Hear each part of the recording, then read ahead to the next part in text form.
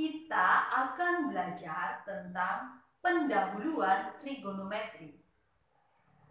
Terutama, kita akan belajar tentang sin, cos, dan tan pada sudut-sudut istimewa pada kuadran 1, 2, 3, dan 4.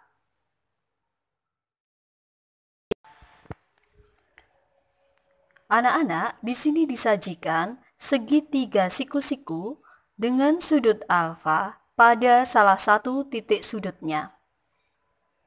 Sisi yang berada di depan sudut alfa kita beri nama D. Sisi yang berada di samping sudut alfa kita beri nama sa. Sedangkan sisi miringnya kita beri nama mi. Sin alfa sama dengan depan per miring atau disingkat demi. Cos alfa sama dengan samping per miring atau disingkat sa per mi. Dan tangan alfa adalah depan per samping atau disingkat D per sa. Jadi demi, sami, desa. Tabel trigonometri sudut istimewa adalah di sini disajikan sudut 0 derajat, 30 derajat, 45 derajat, 60 derajat, dan 90 derajat. Terlebih dahulu kita isikan di baris pertama, di sini adalah setengah akar 0 sampai setengah akar 4. Kita urutkan setengah akar 0, setengah akar 1, setengah akar 2, setengah akar 3, dan setengah akar 4. Kemudian di baris bawahnya kita jawab. Setengah akar 0 adalah 0, setengah akar 1 adalah setengah, setengah akar 2 tetap setengah akar 2, setengah akar 3 tetap setengah akar 3, akar 4 itu adalah 2 dikalikan setengah adalah 1. Ini adalah sinnya. Jadi kalau ditanyakan berapa sin 30 derajat? Jawabannya adalah setengah, misalnya begitu. Berapa sin 90 derajat? Jawabannya adalah 1. Lalu cosnya kita urutkan dari belakang. Kalau sinnya mulai dari 0 sampai 1, maka cosnya kebalikannya dari 1 sampai 0. 1, setengah akar 3, setengah akar 2, setengah, dan 0. Kemudian tannya kita bagi antara sin dan cos.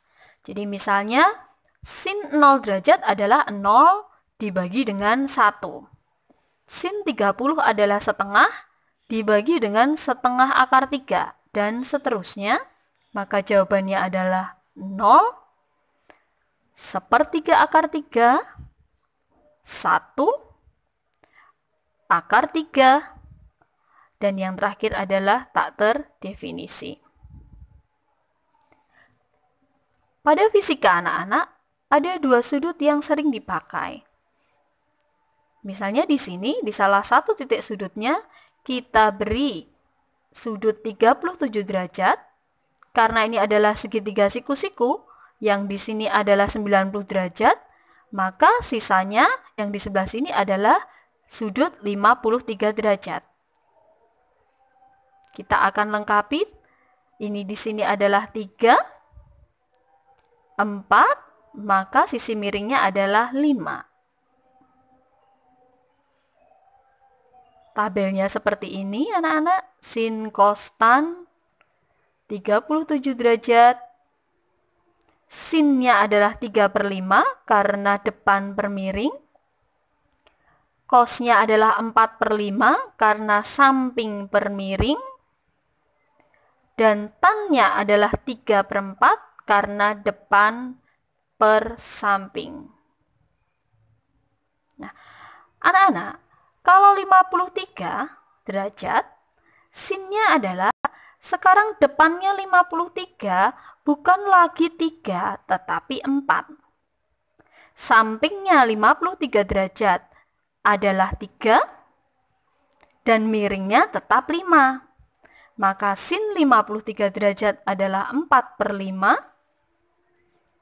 Cos 53 derajat adalah 3/5. Dan tan 53 derajat adalah 4/3. Jadi, antara sin dan cos pada sudut 37 derajat dan 53 derajat adalah kebalikannya.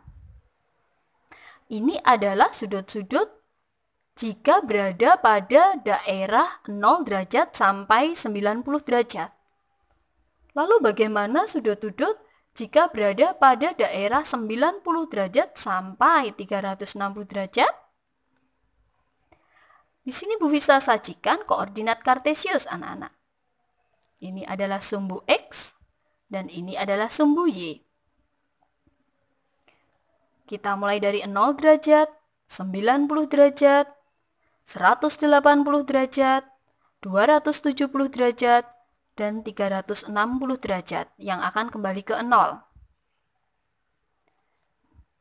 Di sini adalah kuadran 1, yaitu daerah di antara sudut 0 derajat sampai 90 derajat.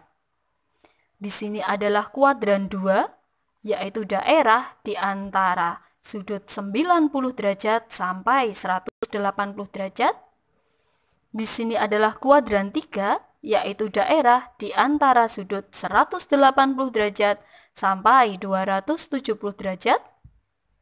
Dan di sini adalah daerah di antara sudut 270 derajat sampai 360 derajat disebut kuadran 4.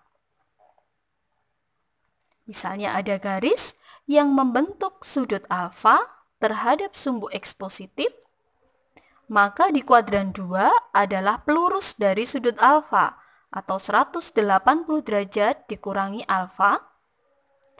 Di kuadran 3 adalah 180 derajat ditambah alfa. Dan di kuadran 4 adalah 360 derajat dikurangi alfa. Pada kuadran 4, cosnya bernilai positif, sedangkan sin dan tangennya bernilai negatif. Di kuadran 3, tannya bernilai positif, sedangkan sin dan cosnya bernilai negatif. Di kuadran 2, sinnya bernilai positif, sedangkan cos dan tangennya bernilai negatif. Dan di kuadran 1, baik sin, cos, dan tangen bernilai positif. Anak-anak, sekarang kita masuk pada contoh soal. Misalnya sin 45 derajat sama dengan 45 derajat itu berada di antara daerah 0 derajat sampai 90 derajat. Berarti 45 derajat ini masuk pada kuadran 1.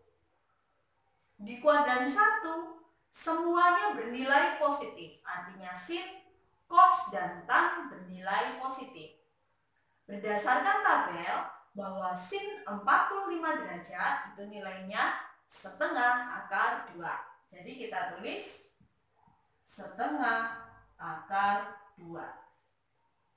Lalu ada contoh lagi misalnya cos 150 derajat. Anak-anak, cos 150 derajat.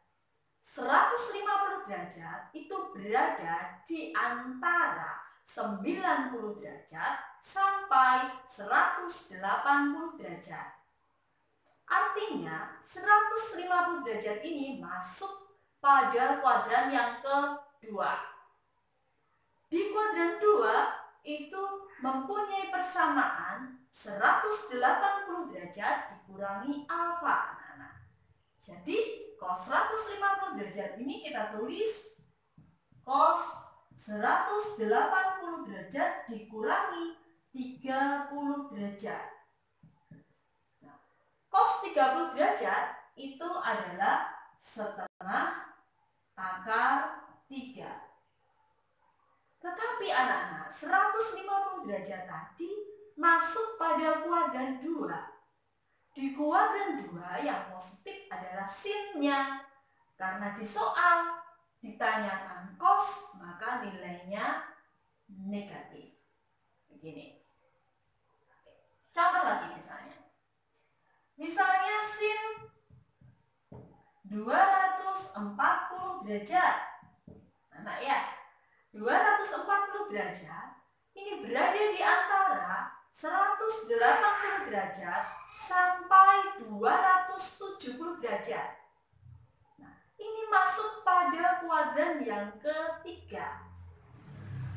Di kuadran yang ketiga ada persamaannya bahwa 180 derajat ditambah dengan alfa. Maka bisa ditulis sin 180 derajat ditambah dengan 60 derajat. Nah, sin 60 derajat adalah setengah akar 3. Di kuadran 3 yang positif adalah tannya. Karena yang ditanyakan adalah sin, maka nilainya negatif. Ini ya, anak-anak ya. Lagi misalnya cos 330 derajat. Cos 330 derajat, anak-anak. Nah, 330 derajat ini berada di antara 270 derajat sampai 360 derajat. Artinya 330 derajat ini berarti masuk pada kuadran 4. Persamaan di kuadran 4 adalah 360 derajat dikurangi alfa. Maka bisa ditulis cos 360 derajat dikurangi alfa. Berarti alfanya adalah 30 derajat. Sama dengan cos 30 derajat adalah setengah akar 3. Di kuadran 4, anak-anak, cos bernilai positif. Sehingga karena yang ditanyakan adalah cos, maka jawabannya positif. Bagaimana anak-anak, sudah bisa paham? Oke, kalau sudah, terima kasih dan selamat belajar.